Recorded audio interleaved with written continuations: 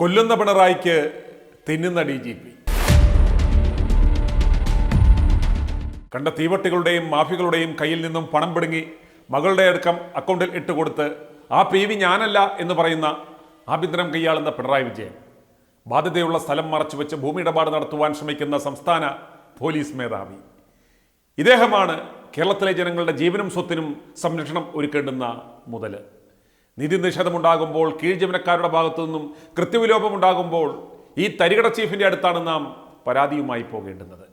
ഇപ്പോൾ കേസായി പുകിലായി ഒടുക്കം കോടതി ഇടപെട്ട് ജപ്തിയുടെ വക്കീലെത്തിയപ്പോൾ പോലീസ് ചീഫ് അണ്ണ വാ നമുക്ക് സെറ്റിൽ ചെയ്യാമെന്ന് പറഞ്ഞ് ഓടുകയാണ്. അല്ലെങ്കിൽ നീട്ടിത്തന്ന കസേര പോകുമെന്ന്.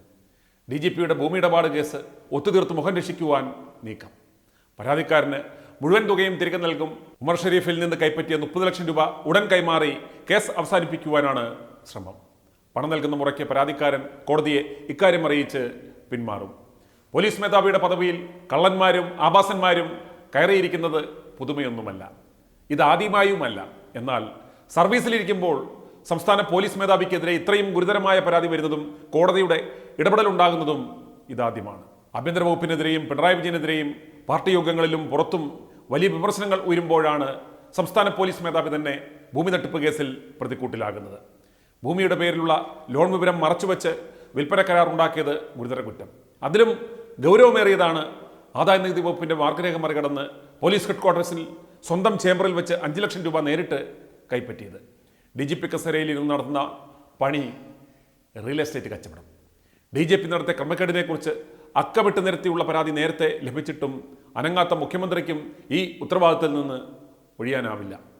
കഴിഞ്ഞ മാസം 24-നാണ് പ്രവാസിയായ ഉമർ ഷെരീഫ് മുഖ്യമന്ത്രിക്ക് ഓൺലൈനായി പരാതി നൽകിയത്. പരാതി കൈപ്പറ്റിയ ശേഷം തുടർ നടപടിക്ക് ആഭ്യന്തര വകുപ്പ് അഡീഷണൽ ചീഫ് സെക്രട്ടറിക്ക് കൈമാറി. കോടതി ഉത്തരവ് അടക്കമുള്ള തെളിവുകളോടെയായിരുന്നു പരാതി.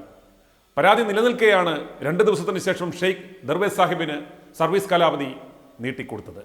ഭൂമിവാദത്തിൽ സർക്കാരും സേനയും ഒരുപോലെ വെട്ടിലായതോടെയാണ് അതിവേഗത്തിലുള്ള ഒത്തുതീർപ്പ് ശ്രമങ്ങൾക്ക് തുടക്കമിട്ടത്.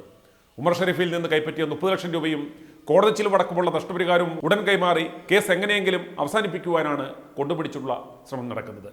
ഉമർ ഷെരീഫിന് തൻ്റെ നഷ്ടപ്പെട്ട പണം എങ്ങനെയെങ്കിലും കിട്ടണമെന്നേ ഉള്ളൂ.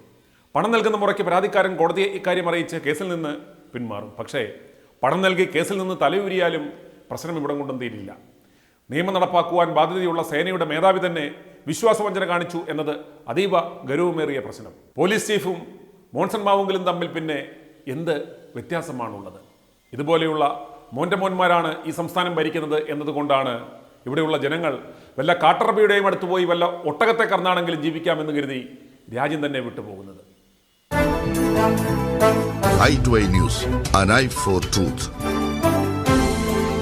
i2i News സബ്സ്ക്രൈബ് ചെയ്തിട്ടില്ലാത്തവർ ഇപ്പോൾ തന്നെ സബ്സ്ക്രൈബ് ചെയ്യുക. നോട്ടിഫിക്കേഷൻ ലഭിക്കുവാൻ ബെൽ ബട്ടണും അമർത്തുക.